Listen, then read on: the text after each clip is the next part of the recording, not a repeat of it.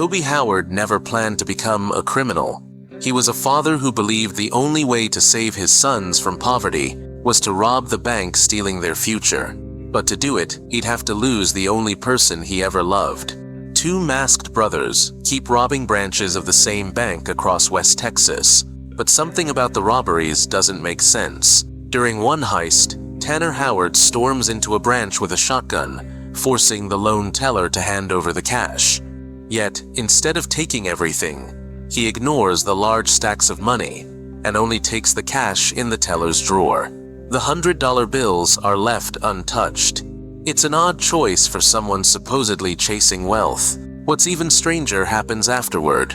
Instead of disappearing across state lines, Tanner and his younger brother Toby drive the getaway car back to their family ranch and bury it underground. Every robbery somehow leads back to that piece of land. The brothers hide the vehicle and stop for breakfast. Tanner spots another bank across the street. The branch wasn't part of the plan, but that doesn't stop him. He walks in and robs it himself. Toby stays in the diner, casually chatting with a waitress before leaving $200 on the table. A few minutes pass. Tanner returns carrying another armful of cash. Toby follows plans. Tanner follows instinct.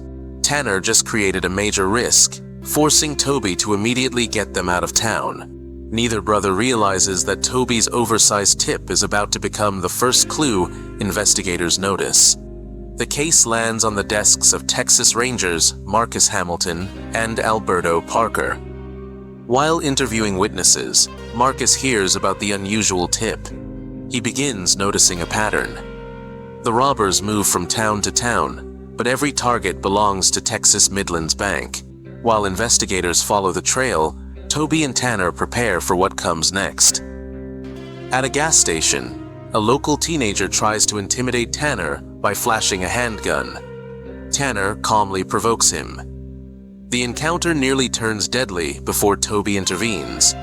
He knows exactly how dangerous his brother can be. Tanner spent most of his life in prison and once shot their own father to death. The brothers face a new logistical crisis as the heists stack up. They've accumulated thousands of dollars in suspicious small bills that can't be deposited without attracting federal attention. To clean the money, they travel to a casino in Oklahoma, exchanging the stolen cash for chips. Toby keeps a low profile while Tanner heads to the poker tables and starts winning. Tanner strikes up a conversation with a Comanche player who bitterly explains that his people once ruled the plains, but now rule nothing. Before Tanner leaves, the man adds that the word Comanche once meant an enemy to everyone forever. Tanner simply smiles.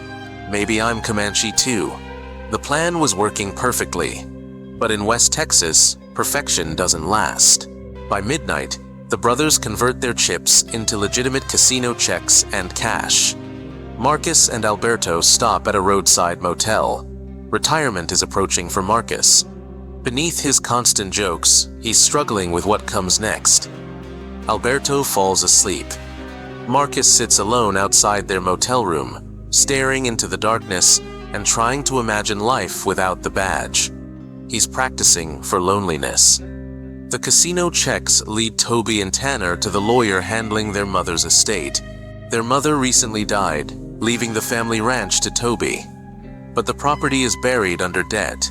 If they don't pay off the loan within days, Texas Midlands Bank will foreclose and take everything. Every robbery makes sense. The brothers were never trying to become rich. They were trying to save their family's land.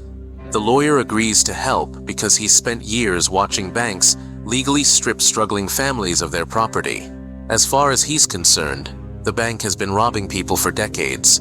But the brothers are running out of time. They have until Thursday afternoon. Miss the deadline, and the ranch is gone. Before they leave, the lawyer gives Toby one final instruction. Once the debt is paid, he must immediately secure a lien release from the bank. Without it, the next phase of the plan won't work. While Marcus and Alberto continue monitoring the remaining branches, Toby and Tanner begin preparing for what could be their final robbery. They buy another vehicle, move their weapons, and start talking about life afterward. Toby visits his ex-wife Debbie, pays his overdue child support, and reveals that the ranch won't be sold. Instead, it will be placed into a trust for their 2 sons. No one will ever be able to lose it again. Before leaving, Toby speaks with his oldest boy. The ranch sits on valuable oil reserves. One day, the land could make his sons wealthy enough to escape the poverty that has haunted the Howard family for generations. Toby asks for only one promise: never sell it. Then he warns his son that people will soon say terrible things about him and Tanner. Toby doesn't deny any of it. He simply tells the boy to become a better man than he ever was. Back at the ranch, Tanner is already preparing for the next job with extra weapons and ammunition. While Marcus and Alberto continue watching the remaining Texas Midlands branches, Toby and Tanner make their final preparations. Tanner suggests taking separate vehicles. Marcus remains convinced the robbers are close to making a mistake. He's not waiting for them to appear. He's waiting for them to slip.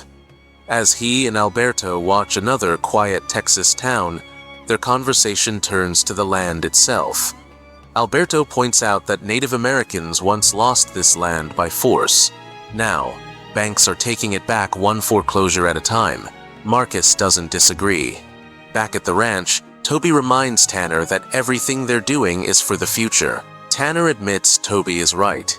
This isn't about them anymore. It's about the next generation. Disaster strikes. The brothers arrive at their planned target in Jayton, only to discover the branch has been permanently closed. Their entire plan collapses. The foreclosure deadline is almost here, and they don't have time to start over. Tanner proposes something far riskier. Instead of another small branch, they should hit the larger bank in post. A bigger target means a bigger payout, but the risk is far greater. With no alternatives left, Toby agrees. Marcus finishes mapping the robbery pattern. After eliminating every other possibility, only one branch still makes sense: Post. Both the brothers and the Rangers head for Post. As Toby and Tanner enter town, even Toby feels uneasy. Post is busier than any target they've hit before, more people and witnesses. Inside the bank, the robbery begins smoothly. Then, everything goes wrong. One customer quietly calls for help while another pulls a weapon. Seconds later, the bank erupts into gunfire. Tanner shoots a security guard and another armed civilian as panic explodes inside. Outside, armed citizens begin chasing them through the streets. Vehicles join the pursuit from every direction. Within minutes, the escape becomes a running gun battle across West Texas. During the chase, Toby finally says what has been weighing on him all along. He never wanted anyone to die. Tanner's response is brutally simple. At this point, either they die or we do. Already on their way to Post, Marcus and Alberto receive confirmation over the radio that the bank has been hit. Marcus realizes his prediction was right. As the pursuit continues, Toby realizes he's been shot. Blood is already soaking through his clothes. Tanner checks the wound and tells him he'll survive if he keeps moving, then reminds him of his children. Tanner uses his AR-15 to drive back the armed pursuers and create enough distance for the next stage of their plan. The brothers reach their planned vehicle switch on a quiet roadside. There, Tanner hands Toby every dollar from the robbery, then tells him to leave. Toby refuses. Tanner tells Toby to finish what they started. Before separating, the brothers exchange 3 words they rarely say: "I love you." Tanner sends Toby away and becomes the distraction. While Toby flees in a separate vehicle, Tanner draws every police unit toward the mountains. There, he rigs a crude explosive trap and takes up position as a sniper.